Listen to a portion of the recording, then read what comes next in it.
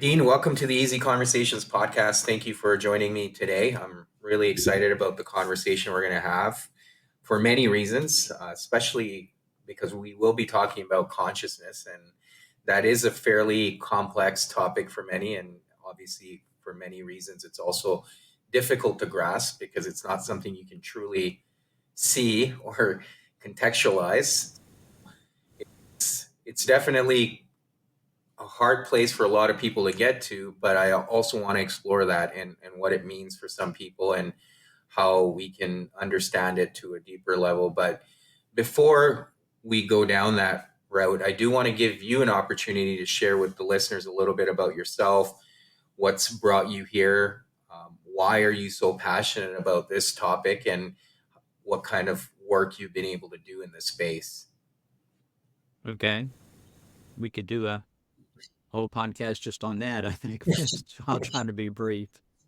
Um, the topic of consciousness has been something that I was led to as or in the course of my meditation practice.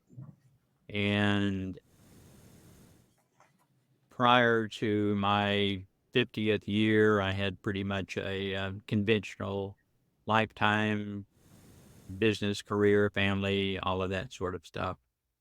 And along about my 50th year, my interest shifted from all that I had been doing in my first part of my lifetime. Mm-hmm. And I began to meditate. And as most people that came to meditation because of I wasn't happy and was under a lot of stress and the usual point of self-analysis that a lot of people go to. Mm-hmm. And as a course of beginning to meditation, most everyone comes to meditation running away from the stick. In other words, they're unhappy. Their life is beating them over the head. And so we begin to meditate on the assumption that this is going to provide me with some answers or some curative behavior. And as I tell my students, you meditate running away from the stick, and then one day, which will be unique to you when this occurs, you get a bite of the apple. And when you get the bite of the apple, tastes really good. And you want more of that. And so your motivation to meditate and to self-explore transforms from running away to the stick to pursuing greater happiness. Mm-hmm. And so along with that meditative process was a tremendous curiosity about what it was that I was experiencing and why I was experiencing it. And that began a course of self-investigative study. And lo and behold, after a few more road bumps in life, I began communicating with my higher self, which is not an uncommon experience that happens with people that meditate. And we Mm-hmm. began a fairly lengthy training program, which consisted, first of all, of my healing the distortions that I had incorporated into my perception of self, Mm-hmm. and then surrendering um, many of the beliefs that I had incorporated into my false identity Mm-hmm. and expanded that outward and received significantly greater understanding of the universe and what everyone's experience is. And I suppose that's part of the something we share, right? That aspect of consciousness, and we'll get into that. But to your point, this connection to the universe is something we all share, and we often feel the way I can explain it to myself, and the best way I can articulate it is as you're talking about that false identity of self, we tend to put veils or layers between ourselves and that higher self. And then that's why we feel disconnected. And to your point, you were able to then, through meditation and having that deeper understanding and feeling that connection to the universe, you were able to then feel a connection to your higher self, which wasn't there before. in actual communication. It's one thing to feel that comfort, that feeling of security, and then to begin to communicate with them.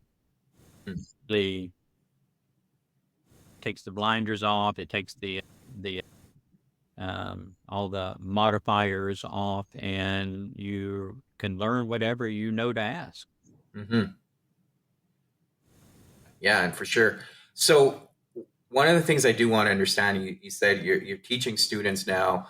What's your background in, and what are you doing now to help others connect in the same way, and perhaps work through this idea of meditation and running from the stick, right? Or avoiding some of this stuff that we tend to avoid. I'm a mental health counselor. I do this in private practice as well as a local behavioral health hospital Mm-hmm. on a part-time basis. Yeah. I've written 4 books. I do 2 podcasts. I hold groups. I teach groups, and I'm open to teach what I have learned in whatever venue is receptive to my participation, because Mm-hmm. it is really, it's a liberating information. It's not exclusive by any means. It's the information has been provided to humanity numerous times over the course of our history, Mm-hmm. and it's almost always been distorted or dismissed and forgotten, or any number of means of suppression or simply obfuscation of it. But Yeah. it's important to have the information to be able to understand what it is that we're experiencing. And before you can solve a problem, you have to first define the problem and understand what the problem is. And so consequently, without information and with the vast amount of misinformation and distortion that pervade our cultures worldwide, it appears to be a monumental task. Mm-hmm. But as my teacher explained, if you help one, you've helped all, because we're all is one. Mm-hmm. And consequently, with that perspective, you are able to surrender your expectations of success or failure and just simply do the work in the hopes that, and I do, and encounter people at the most odd places. I was having some work done in my son's car at this small car shop, and another customer, and this was just yesterday, another customer just came up and started talking to me, and it just very quickly it became obvious that he was a very enlightened individual. Mm-hmm. And so we had a great conversation over the course of an hour while we were having our cars worked on. But I would never have looked for an open and willing student in Mm-hmm. that setting. Right. The old saying is the teacher will appear when the student is ready, and you never know where or when that's going to happen. You may be the student, and you may be the teacher, Yep. but awareness is what is necessary to make you open to those opportunities. Yeah. Yeah. And I think even in the same, along the same lines in Eastern philosophy, they also talk about how the teacher and the student can both become the teacher, because then you co-create and you learn from each other as well as you're experiencing these things and having conversations. It, the possibilities are endless, and we can never know all the answers. It's a deep exploration, a lifelong journey. And you touched on your experience in mental health. I currently am working, one of the places I work in is in the addiction side. Mhm. Excuse me. And I was also working not for profit last year. One of the things I see at least on the addiction side, the work we're doing is around a biopsychosocial and spiritual level. Mhm. And that's where I find that connection in mental health is missing, that ability to connect to something bigger than yourself, whether it's a higher power or however you look at it. And that's where I think a lot of people are then able to notice a significant shift in their journey.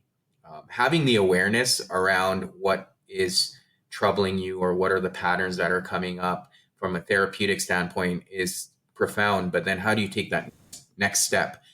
And that's what I'm hearing from you as well, right? You were able to find that next step in your own journey. Yes, and I've been teaching in various levels, various scenarios now for over 20 years.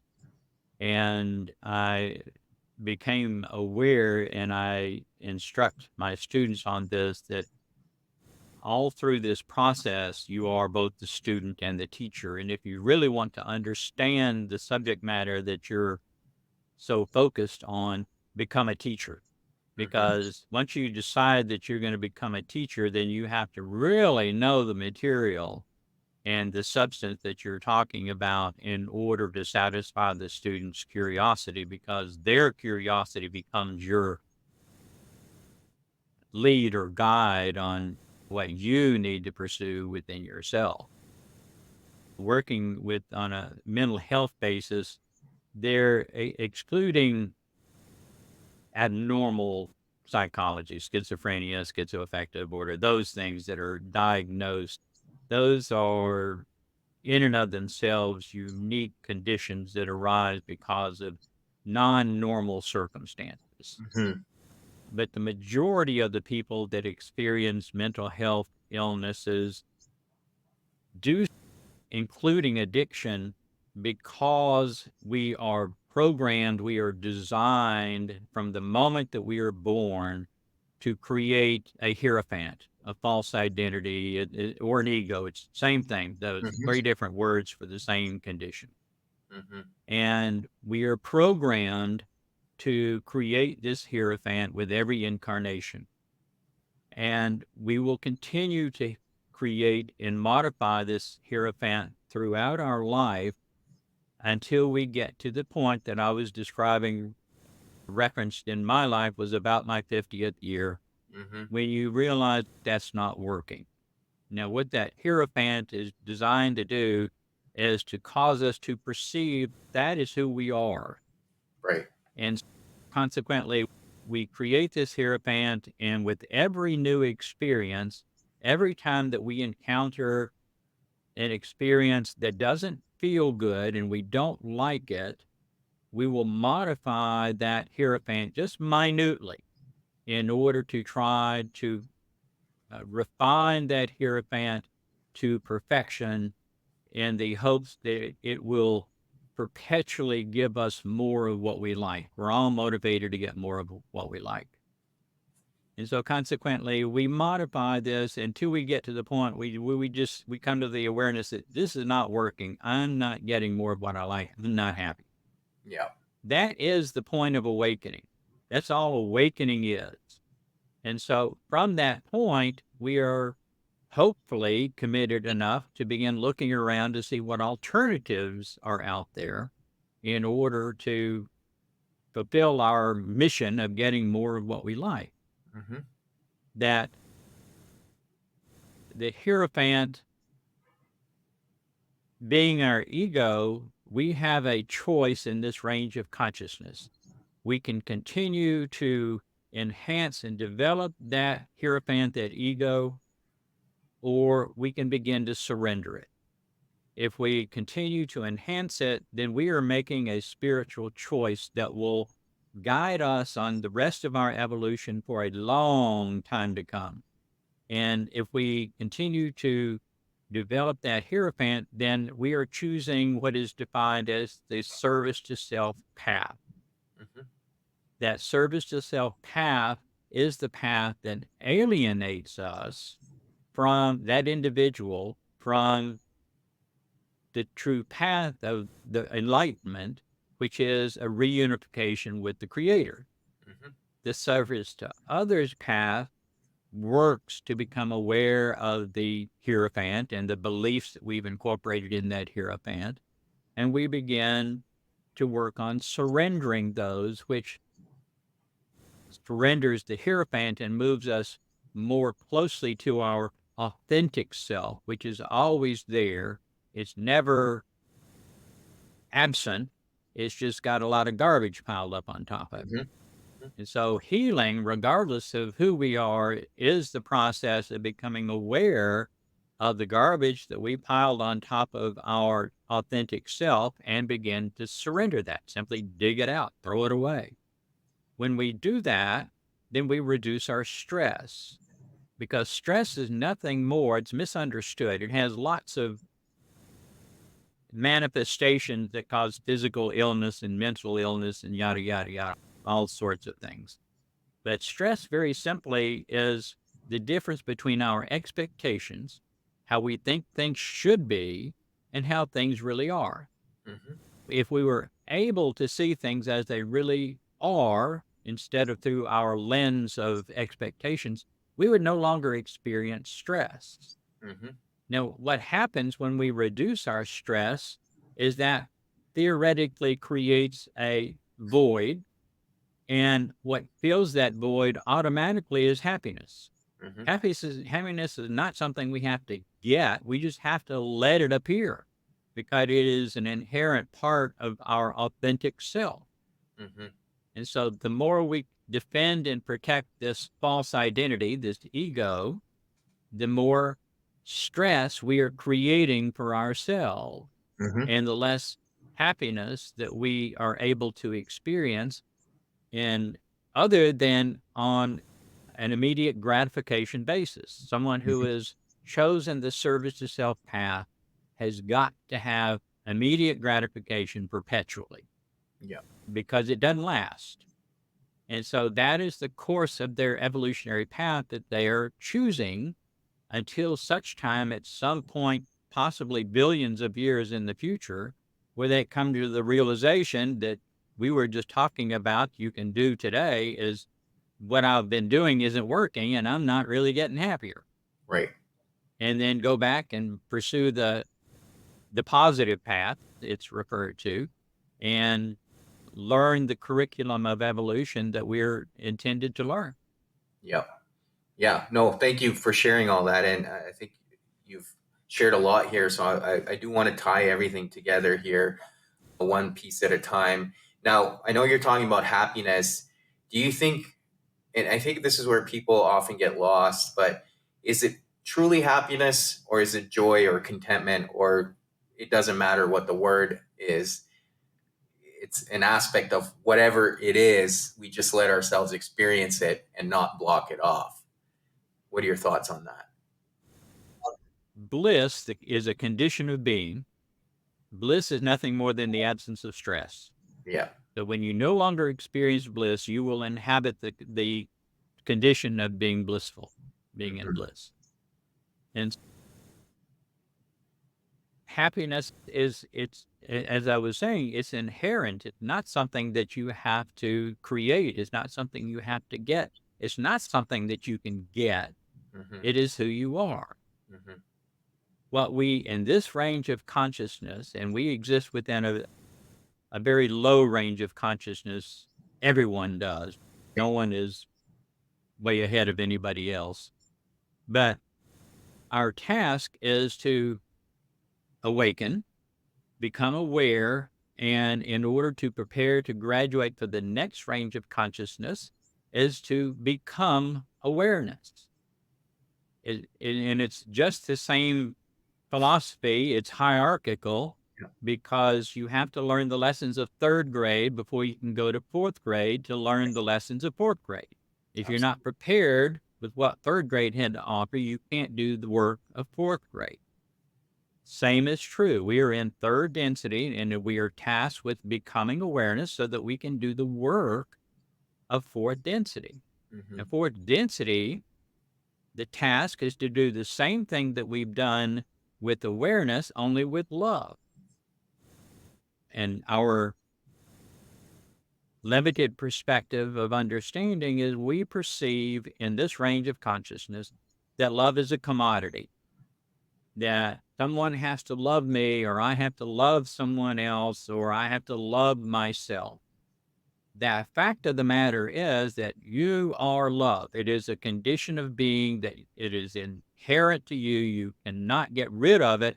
You cannot be aware of it, and you cannot experience it by your own choice. But all the times that we have experienced love, whether it be uh, momentarily or whether it's lasted for a longer period of time, in that, what has happened is the person or the people or the situation that we are in at that time has given us permission. We feel comfortable enough in that situation that we are willing to surrender this hierophant, this false Hmm. identity, this ego, and we are feeling our authentic self. Hmm. And so consequently, we like that. It feels Yeah. good. And when I say that we're all motivated to get more of what we like, once you experience, that's what you want. Right. That feels better than any immediate gratification. And so we want that feeling all the time. And to get there requires the healing that we've been discussing. Hmm. And you had referenced that you do work with addiction. You have to ask the question, begin with, why does anybody use any sort of substance? Everything Hmm. from cigarettes to hard drugs, Hmm. to feel better Yep. for that period of time that they're under the influence of the drugs or the alcohol. They feel better. But what it does is it reduces their awareness, so they're not aware of how bad they feel. And of Right. course, as soon as they sober up, then all those problems emerge back, and it's usually worse because you feel physically worse. Hmm. But the motivation is the same. Said, I Right. don't want to feel, I want to feel better. So going back before that, ask the question, so what doesn't feel good? Okay. I don't know what feel good. I just know I feel heavy. Okay. Feeling heavy is an indication, that is a pointer of what it is inside of you that needs to be healed, Hmm. which when you do that will alleviate the need for a substance to make you feel better. Right. Yeah. And then you don't necessarily need to escape through the substances to avoid that feeling, as you've talked about. Now, one of the things you touched on, I've had a guest on this podcast who also shared this around that surrender piece, where just knowing that you're already loved, right? So then you're not trying to get this feeling through transactions or through conditional relationships. So Mhm. having that acceptance alone can be deeply profound. And you were also talking about service of others, and you shared earlier that by serving one, you're serving all. And that's probably a good time to shift into consciousness in terms of when we say serving one is serving all, what does consciousness mean to you then, and how can we understand it better? Because to me, it's not something you can truly explain. It's something that you have to really experience. And to your point, in this existence, it's only going to get us to a certain point, and that's where that graduation happens. But I just want to talk through that a little bit with you and see what your thoughts are as well. Okay. Everything that we experience, including ourselves, is consciousness. There's Mhm. nothing that we can experience that is not conscious. Consciousness is creation. And prior to the beginning of creation, the one infinite creator had a desire. And that desire, very simply, was to know itself by experiencing itself. And so, consequently, the one infinite creator created an environment that's called intelligent infinity, and projected into that environment an analog projection of itself, which means that it was the creator as a concept. But the distinction between the creator, the one infinite creator, and the analog projection of the creator is the analog projection of the creator was created by the projection of the concept of free will. Mm-hmm. Now, free will is a topic that has been debated by philosophers for centuries. Yeah. But the question always comes down, or do you have the choice of turn right or turn left, or is predetermination what we're experiencing? And all of that, even that topic couched in that fashion, is the product of free will. Free will is the perception of separation. And because we perceive ourselves as separate from everything else, we have these choices.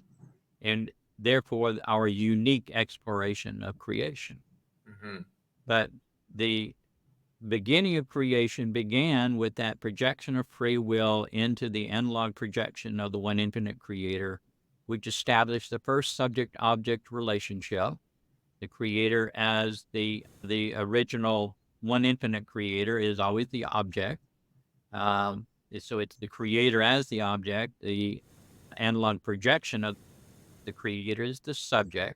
Mm-hmm. The creator is the object, observes the creator as a subject, therefore experiencing itself and thereby learning about itself.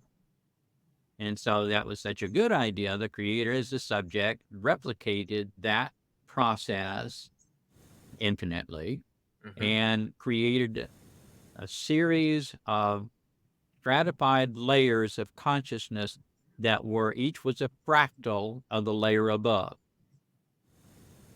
The creator as the subject became the eighth density of creation, which is not divided, and projected seventh density, which is significantly more intoxicated with free will, as free will acts as an intoxicant. It lowers our awareness, just like whiskey does.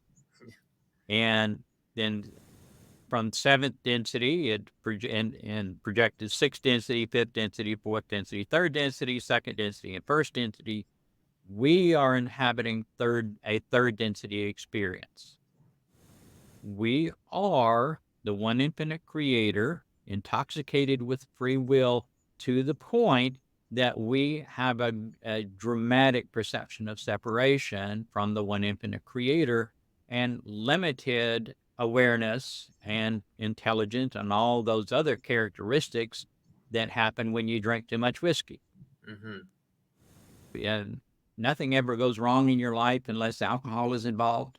Do you Right. remember the high school days? Yeah. Creation is just the same process, but what that process does is essentially in everything in creation, including the creator as the subject, is consciousness. Mm-hmm. Okay. We have varying degrees of intoxication with free will. And so we have limited capacities, which is a intended moderator to require us to explore ourselves at this range of consciousness as completely as we are able to. Mm-hmm. And so our task is to explore ourselves. Everyone's purpose is exactly the same, which is to explore ourselves. Our mission is unique because the mission is what provides us with the opportunity to have experiences that allow us to fulfill our purpose in creation. Mm-hmm. You decided to be a mechanical engineer and to do what you're doing now, which provides you with the opportunity for certain types of experiences that will bring you the learning, the potential learning that you need in order to explore yourself and fulfill the course curriculum for this range of consciousness. Yeah. Same as for me, same as for everybody that is listening to this podcast.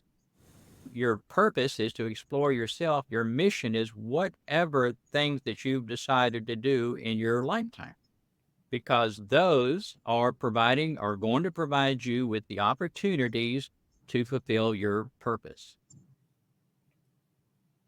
Yes. Yeah. And in certain spiritual practices, they talk about everything is in duality. And that's what I'm hearing when we're exercising free will. To your point, we feel that sense of separation. So there's that sense of duality. Now, what I've come to understand is as you continue to, I mean, I don't even know if this is the right term, but raise your consciousness, that separation gap starts to decrease. Yeah, What are your that's thoughts how we around that? evolve. Yeah. That is the evolutionary process. That is the enlightenment process. Hmm. The more completely that we can surrender that perception of separation, what we're doing is just surrendering our free will intoxication. We're sobering from that free will intoxication. Right. And the end result, we are already in unification with the Creator. It's just our limited capacity to perceive that. Hmm. And do you feel like, because throughout time we've heard of saints or sages or prophets, at least in the religious practice I'm from, do you feel like they were able to transcend that sense of separation and then were one with the creator and hence were able to quote unquote receive revelations or have this sense of connection so deep and profound that they were one with the universe for that matter? We get glimpses of that, just as I was describing that we get glimpses of what it feels like to be the love that we are. Hmm. But that's not a behavior, that's not a characteristic that is really even vaguely possible in the range of consciousness that we currently experience. Hmm. It is absolutely permissible. There's no written law that says that you can't move from where we are in creation right now and zip all the way back to total unity with the Creator. There's nothing that prohibits us from doing that other than our limited capacities and our extreme intoxication with free will. And it's designed to be an incremental process, which that incremental experience process allows us to explore. And part of the difficulty that I have with getting people to understand that it's not a race, it's not competition to get there first or the most complete. The process is to explore new territory, just like you're a pioneer, and explore awareness because awareness is, excuse me, is an inherent characteristic of the Creator. And so we're actually exploring awareness by exploring ourselves through the experiences that we have. We will do the same thing with love when we get to that point. And we will do next with wisdom, next with unity, and finally stillness before we reunite with the Creator as the subject. Right. Yeah. And I talked to a lot of people, and you've talked about that stress that we induce. And the way I understand it, a lot of that times that stress is obviously self-induced, as we've talked about. It's resisting this connection or this aspect of love that we've inherited. Now, most of the time, the argument is we try to use science to explain a lot of these things or rationalize whatever it is. And science has only come so far. And at least my appreciation of science is what it's demonstrated is there's so much we don't know. And how do you reconcile the whole Darwinian aspect, right? We've just evolved. Where does consciousness fit into that? And for a lot of people, that's where they focus on is just we've evolved from a single cell organism and then this is how we evolved. But what are your thoughts around where did consciousness fit in or was it always there? And how do people put that piece together? It's always been there. What we perceive to be inorganic matter is the first entity. It has awareness. It is consciousness. The stratification of the consciousness levels in first density are manifest in what we perceive to be the different elements on the periodic table. Atmosphere, water, fire is the lowest form of consciousness. And consciousness is actually numerically scaled up through seventh density. And first density, there's 64 layers. First density consists of 2 through 8, and if your consciousness is activated from 2 to 8, you'll be experiencing first density as consciousness. Second density is organic matter, plants and animals, which essentially begins with single cell animals, but progresses all the way up through gorillas. And if you want to get an idea of the equivalent range of potentiality in third density where we are, consider that second density begins with single cell animals and ends with gorillas, and we have that same potential range within our range of consciousness. And there are not many gorillas running around. Most of us are probably still, I don't know, reptiles, maybe. If we made it to the animal kingdom, we still may be in the plant kingdom. I don't Yeah. know. But second density begins with the 10th layer activated and goes 12, 14, 16. It goes up by twos. You can't be 11, even though it covers that gap. Progression is made in twos. Third density begins with 18 through 24. So when you're, and it doesn't directly correlate to DNA, but is very closely correlated to DNA. When your spirituality is activated and your free will intoxication corresponds to that range, you will be functioning in that range of consciousness. And this goes up, it goes up by groups of 4, except for 6 density. And 6 density is the broadest spectrum of all the densities, and it is 8 layers of consciousness. In each of these layers, if you think of a density as a mile, a dimension is an inch. And so we progress by inches in order to move through the entire range of consciousness, moving through that layer of consciousness by surrendering our degree of free will intoxication and learning the curriculum that corresponds to that. Mm-hmm. If you were to take unformatted consciousness and instill it into third density at, say, the 20th level, okay, the 20th platform, even without experience, it essentially will behave the same as all other consciousness at that level. And that's true of all of the ranges of consciousness. Consciousness essentially will behave at whatever level that it's placed into, and will simply acquire information in order to make it more functional within that range of consciousness.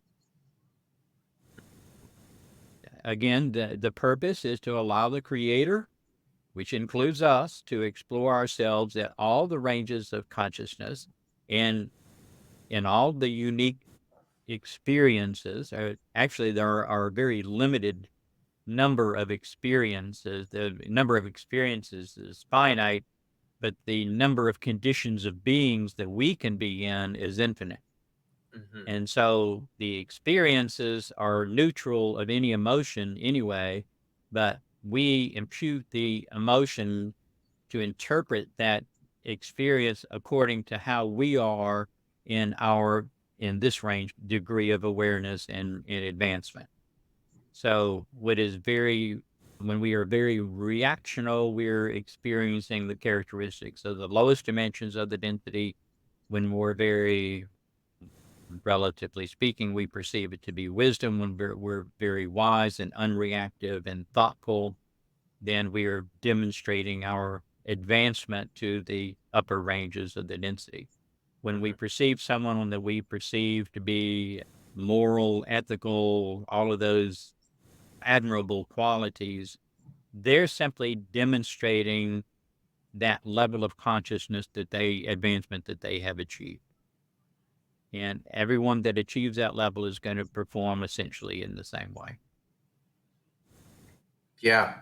And do you feel like our consciousness is limited to the space-time continuum, or does it transcend that?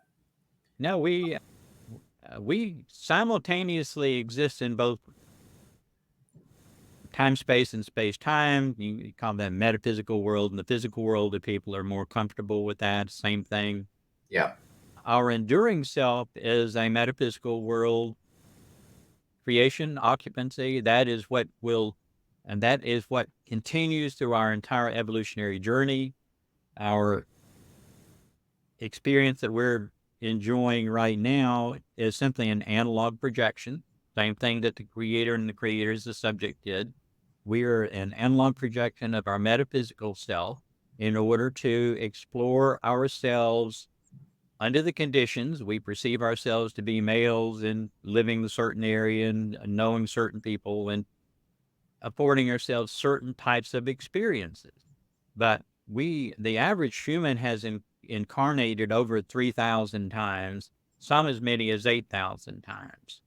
And we will incarnate as male and female, as Asian, as African, as in whatever. We will incarnate in all of those possibilities in order to vary our lens through which we enjoy the experiences that we encounter, to fulfill that curriculum of exploring ourselves in this range of consciousness.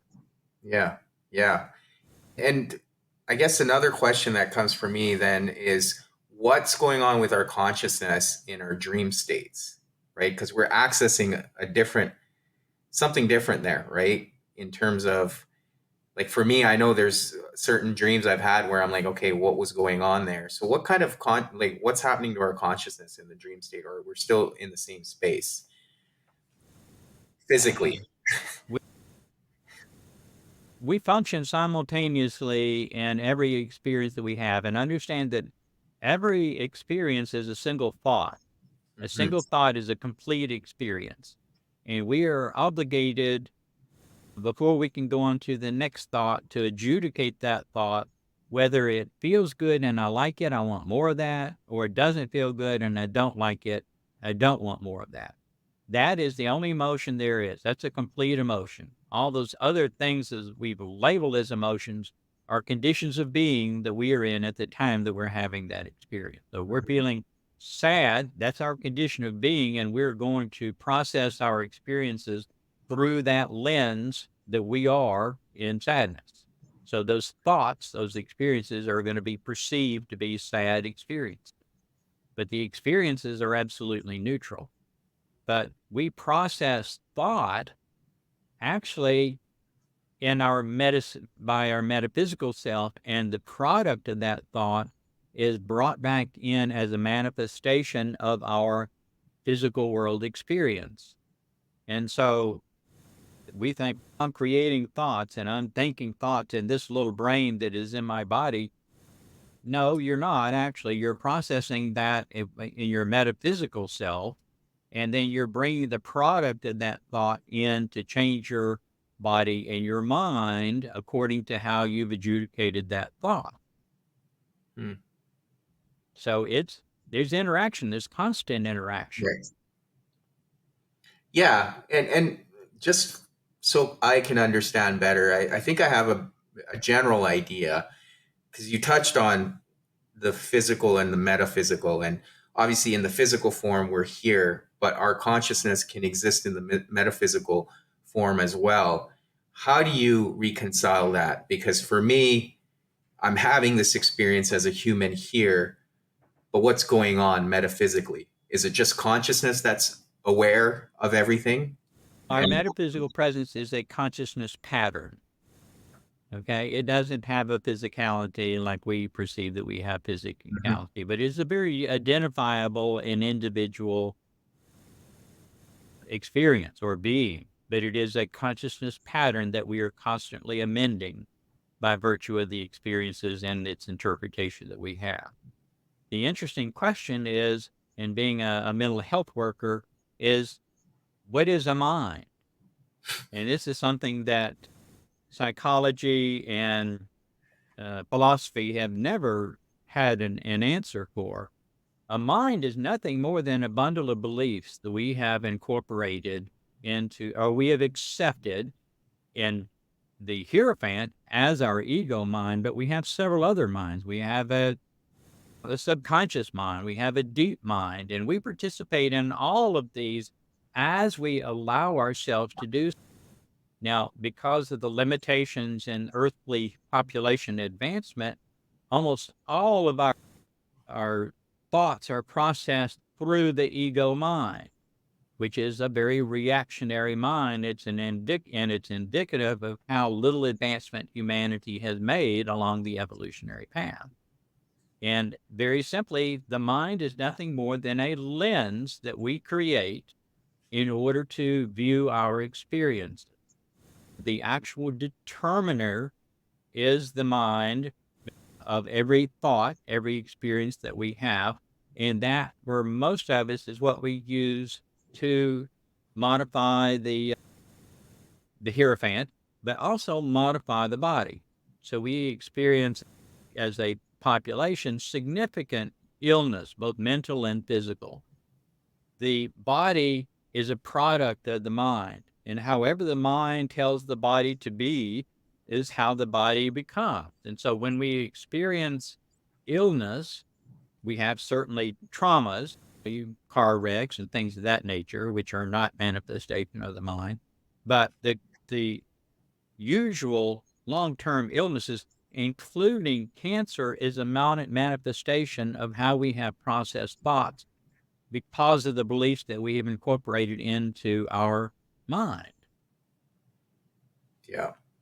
So the point that I is floundering to get to, as we are a mind, body, spirit, the actual experiencer is our spirit. And so consequently, we perceive our autonomy and our independence because of our minds, and that manifests in the body, which adds to our perception of the authenticity of our mind and body. But the actual experiencer is actually the spirit. Right. And we don't have an individual spirit. There is one spirit, which is the spirit of the one infinite creator, but we have such limited capacity, we can only perceive that very limited.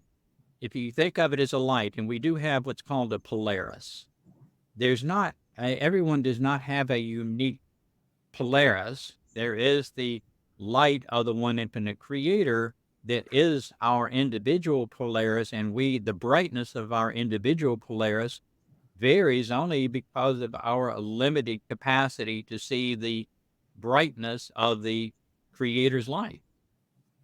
But it is also characteristic of the degree of free will intoxication that we're experiencing at this very low level of consciousness. So then so there's this aspect of the materialism, right? Aspect where is mind part of matter, or is it the other way around? And how do you then piece that together when it comes to the mind? Because is it something that we can truly qualitatively explain? And I don't think that's the case personally, but I'm just curious to hear your thoughts on it. Well, the physical world is an environment. It is simply in a very intense environment that we periodically occupy. If you think of the nature of our experience, particularly in this range of consciousness, imagine that you're on a sports team and you practice all week long, and then you have a game on Friday night. Right now, we're in the game. This is the game. Yeah. We've watched all the game films. We looked at what we did in the last game to see where we screwed up, what we did right. Coach yelled at us, all that kind of stuff. And then we're ready for the next game. We say, I can do it, coach. Put me in. I can do it. We're in the game right now. And when the game's over, we will leave the game. Then we'll go back and we say, okay, you said that you did the same thing again. So we're gonna run drills this week in order to get you over that. And so the physical is a concept. It is a product of first density as enhanced by second density. So in other words, the first density's consciousness is so low, it cannot perceive of itself as anything other than the physical. Mm-hmm. That is the manifestation of its perception of self. Right. And it doesn't. It's the only density that does not vacillate between the metaphysical and physical world, because it's always in the physical, because that's its perception of self, manifestation of perception of self. The plants and animals enhance that. And we, as third density, can only have a physical experience, for the most part, on a planet that is a first and second density planet. And we require the substance that second density offers to sustain our independent bodies. Our bodies are independent. We will wander anywhere within the environment. But the authenticity of that fades in fourth density. Not only does it fade, but we will no longer need that physical world environment, because we will surrender the authenticity of it, and we will simply become our metaphysical self all the time and continue on through our evolutionary process as that consciousness pattern. So, and we can get a hint of that in meditative practice. You can feel the lack of authenticity of the physical. It just, I know it's there. I can touch it. Yeah. But, when I go into meditation, it just disappears. It fades. And so we get peeks behind the curtain in this range of consciousness. Right. Yeah. And just to tie some things together here, and I do want to come back to the metaphysical in a bit, but I'll explain. How do you then factor in some of the religious dogma around life after death, our purpose here, our existence here, and for all intents and purposes, when we're talking about the infinite creator in the religion's domain, that's God. So how do you piece all of that together? And then maybe we can talk about this metaphysical aspect of, even in the doctrine around heaven and hell. How do you put all that together? And what happens to our consciousness? I would assume it's still there. We're just now in a different metaphysical space. Yeah, ideally, we incarnate, we form this ego, this hierophant, we awaken to it, and we begin surrendering it. But there is a carryover, because we're shaping our consciousness pattern according to how we have created this hierophant. For someone who has generated a very strong ego and not a very aware ego, they will refuse the opportunity to surrender that ego upon death. Now, normally what happens, you surrender the ego and you integrate back with your consciousness pattern, you're whole again, and you go through this process of sports team training. Yeah. But if someone has a very strong ego, it is permissible. They cannot surrender that ego, and you essentially will have a mini me that is in the metaphysical world, which means that you were weakened because you haven't incorporated that aspect of you that you projected into the physical world. Religion is, every religion that I am familiar with is predicated upon the perspective that there is a God, and then there is you. The God, any concept of God is a religious concept. It is not representative of the way things actually are. Because there is a perception of a God that is separate from you, that God cannot be infinite. Because what is infinity? We think of a lot of stuff, but it's actually everything. If something is not part of infinity, then it is not infinity, it is finite. The numerical value of infinity is 1. 2 is finite. Any other number is finite. And so that is called the law of 1. And so religion doesn't need to exist at all if everyone knows that they're the one infinite creator exploring themselves and assumes responsibility for their personal growth and development as consciousness, and religion has no place for that. There's no reason to have a religion other than, the Wednesday night potluck dinners, which you can do without a religion. Right. And religion, as we experience, are actually the product of, and trying to be careful here, negative influences of those individuals that have chosen the service to self path. When a being chooses the service to self path, then they are choosing to isolate themselves from their higher self. They maintain the same higher self, but they choose to isolate so they don't recognize the higher self, even though the higher self does continue to serve them. The higher self provides all of we who are not our higher selves with what is called intelligent energy. And that intelligent energy is what fuels all of us. We all have potentially the same amount of energy in each range of consciousness. The energy is necessary for us to sustain our consciousness pattern and our incarnational self, our analog projection in this self. It just makes it all possible. It is the plug into the outlet that allows us to continue to function. Mm. But when they choose to alienate themselves from the higher self, then they choose to sever that source of intelligent energy, which means they still have to have intelligent energy, but they have to get it from another source. The only other source are, just like Goldilocks, from other third density incarnational beings that don't know that they're not supposed to give that energy away.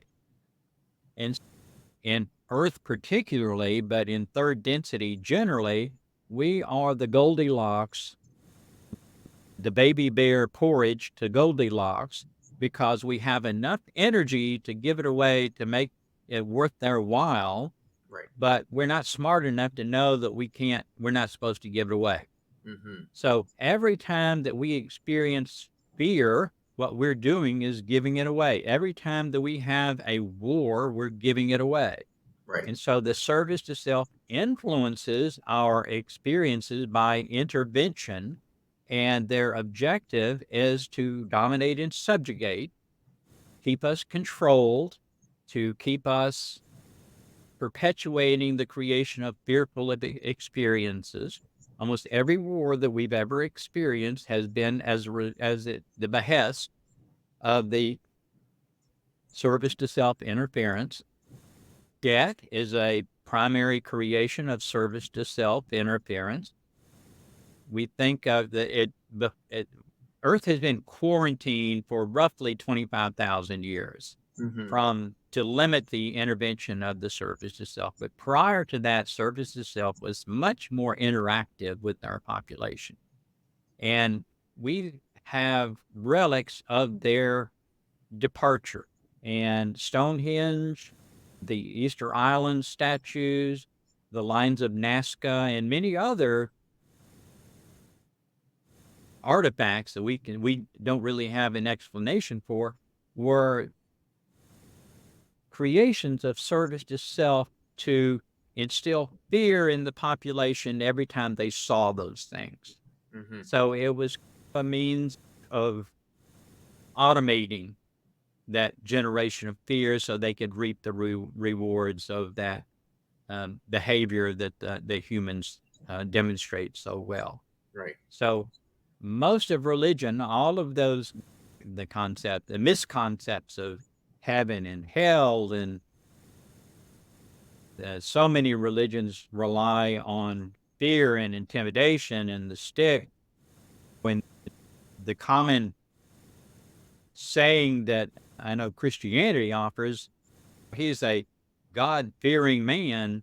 Why in the hell would you fear God? Right. Why?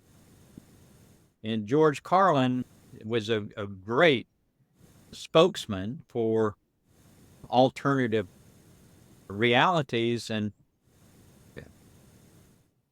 in one of his as many shows, he says he goes through that process of you have to do this, and if you don't that, here's the 10 things you should never ever do. But if you do them, then you're gonna burn in hell and yada and all that stuff. But I'm doing this because I love you. Now, wait a minute. Let's think this through a minute. There's some incontinuity in that thought process.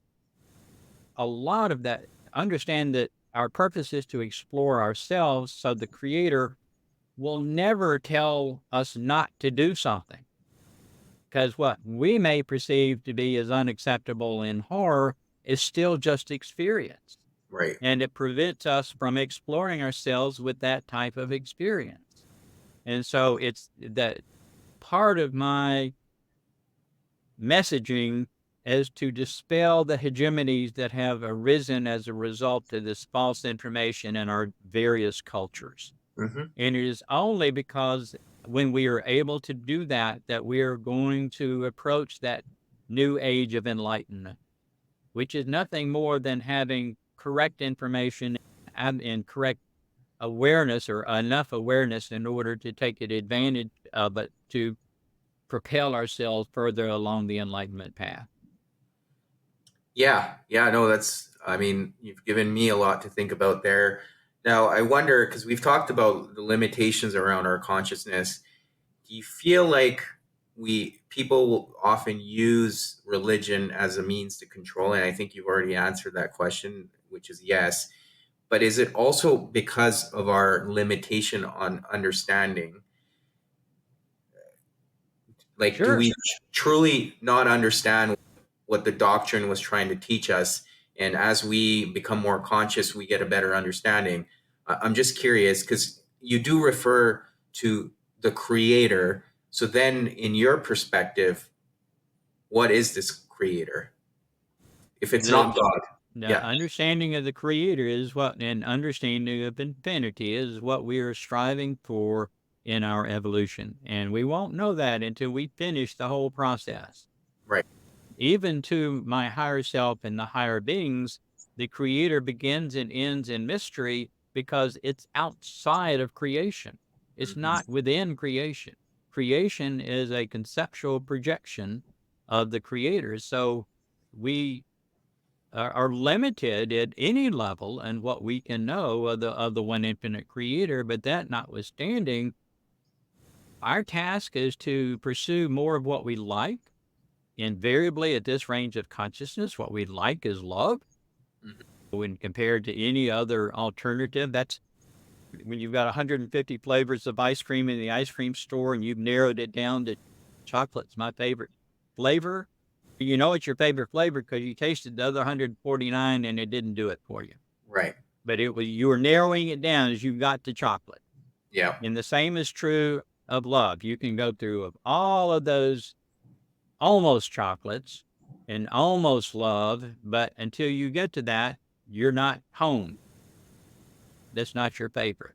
Right. And so all we're doing is we're tasting all the different flavors of ice cream. And when we finally decide on our favorite flavor, then we move on to try a whole new ice cream store.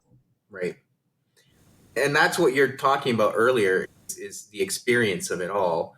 And through this experience, there's no real judgment there. I think a lot of the times when we judge others or when we feel judged, it's often a projection of the person judging onto the other because in the eyes of the creator, there's really no judgment. This is part of the process in this world, as you've touched on earlier, is to get this experience to understand ourselves better, to have that experience of surrender, and then obviously improve or raise the level of our consciousness. That's how I interpret it all. I don't know what your thoughts are with respect. All is one. Even that most dastardly person in the world is still just another part of you. Yeah. And they're having difficulties going off in exploring their own path. That doesn't mean that you have to participate in that. You don't have to be affected by that in any way. And Hmm. my wife and I both pursued this this topic or this path that we've been discussing prior to her death. She died in 2011. And one of the things that we had difficulty reconciling is we were both, relatively speaking, very indoctrinated into that religious perspective that there is retribution, Mm. that when you die, there's going to be retribution. You're going to have to pay for your sins and all of that sort of thing. And no, that's not true. If you think about it, if you're walking through a department store and your right hand picks up an item of clothing and hides it, and you walk out the door and you've shoplifted. Now, would your left hand and the rest of your body, upon realization or awareness that your right hand did that, would you punish your right hand for doing that? No, you wouldn't punish your right hand. You as a body did that. You just, Right. I'm sorry you did that, right hand. Don't ever do that again. Let's take it back and return it to the store and explain what happened. The Mhm. same is true. We are at this range of conscious, very innocent, very ignorant relative to what is going on in creation. And that's part of the information that I've been provided that I'm trying to share with the world to lift that veil of unknowing so that we can gain some perspective on what the hell am I doing here and why am I doing this and what can I hope for and what do I need to do it better? And information, but it's still, it all comes down to the individual, assuming individual responsibility for accepting the information, doing the healing process of surrendering this emotional baggage as well as the beliefs that they've incorporated into their identity and moving forward. It's still Well, an individual process. yeah, I agree. And I think whether you believe in this sense of retribution after the fact, that's something, probably a debate for another day. I think the biggest thing I've come to realize is at the end of the day, you can still create quote unquote hell in your current life through your actions. Yeah. So, say in your example there, you shoplift in the department store and you continue to go on with your day. You have to live with yourself. You have to live with your conscience because you're aware of what you did. And that to me is punishment in itself because even if nobody ever finds out, you're having to live with that. Mhm. And to me, that alone is a form of retribution, whether or not you believe in something after death.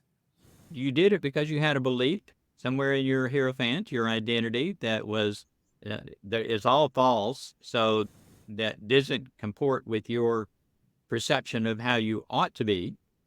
And so you generated a significant amount of stress by that. And so to heal that, you learn from it, said, don't ever do that again. Take that out of your false identity and go on to the next experience.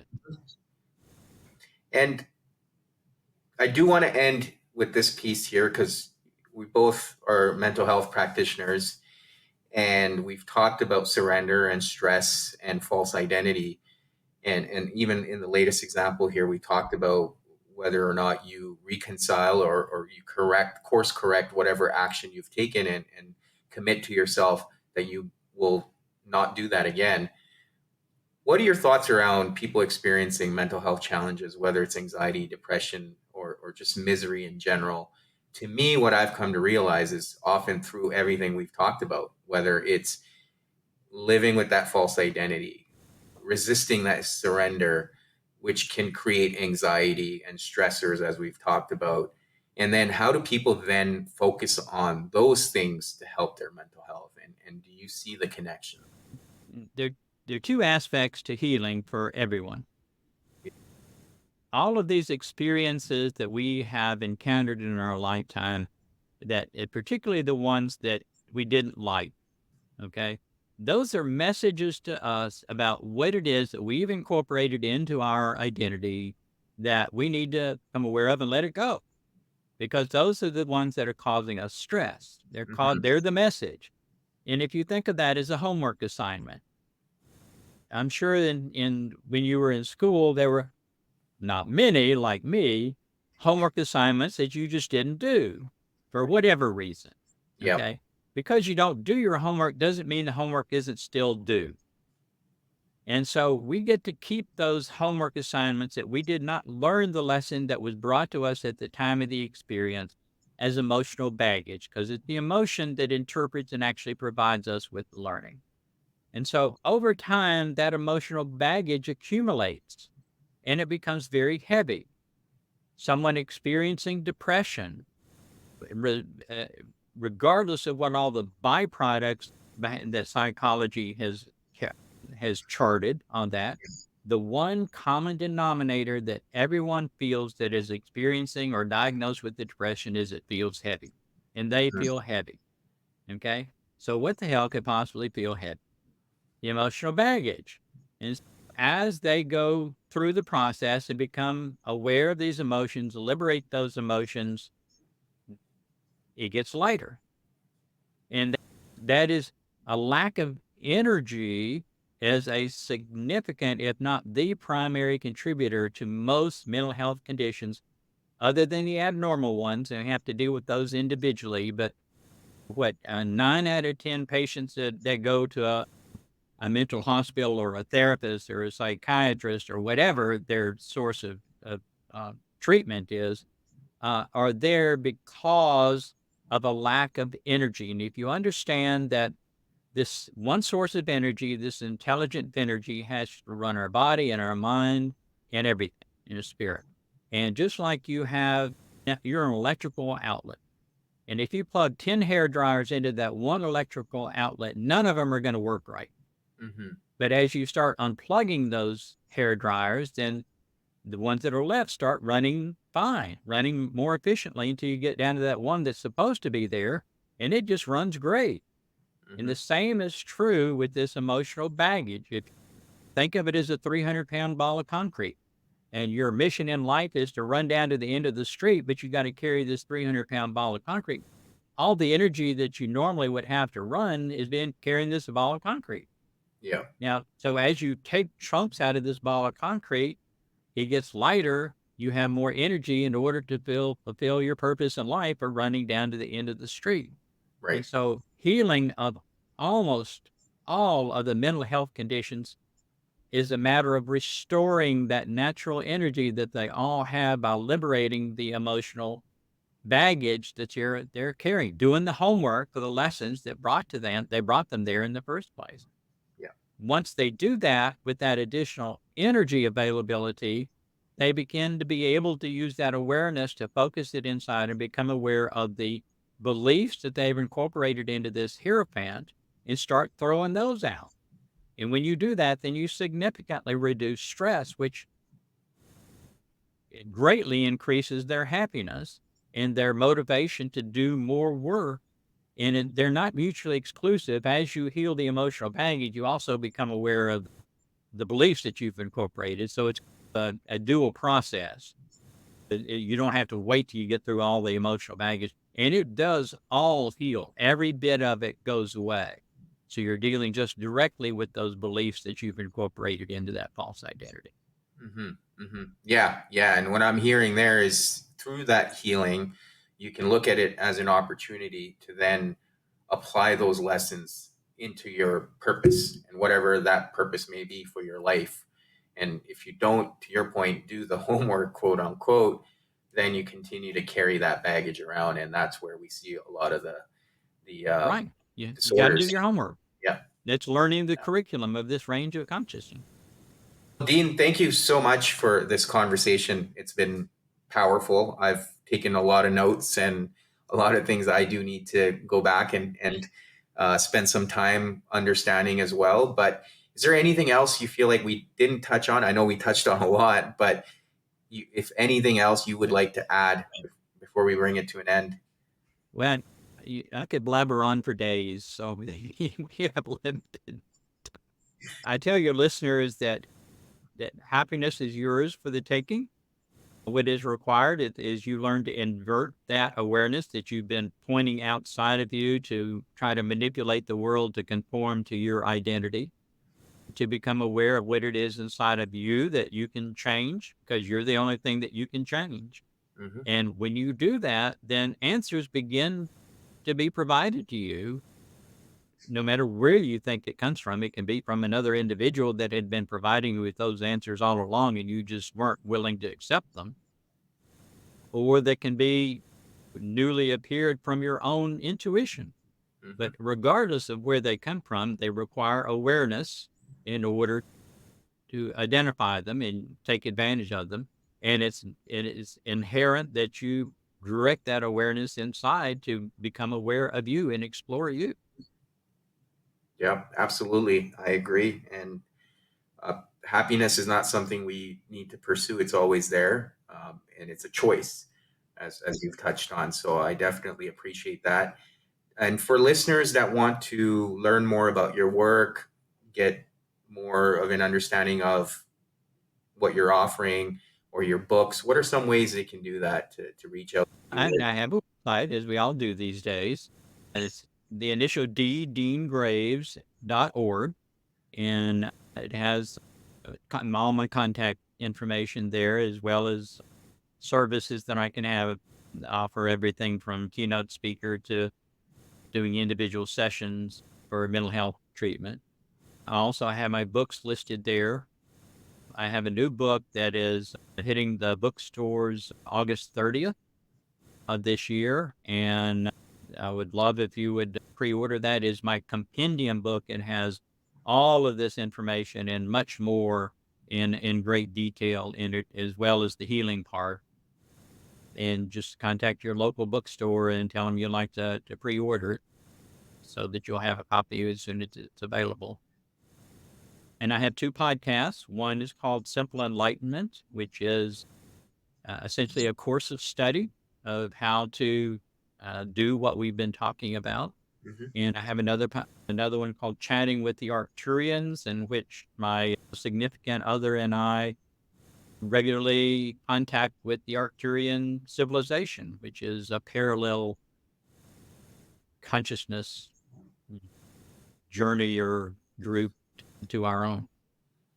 And That's it's very awesome. Yeah, amazing. I'll put all of that in the show notes. But thank you again, Dean, for this enlightening conversation. I really enjoyed it, and it was a pleasure having you on today. well, I thank you for having me. I'm delighted in it, and I appreciate your openness to allow me to do this.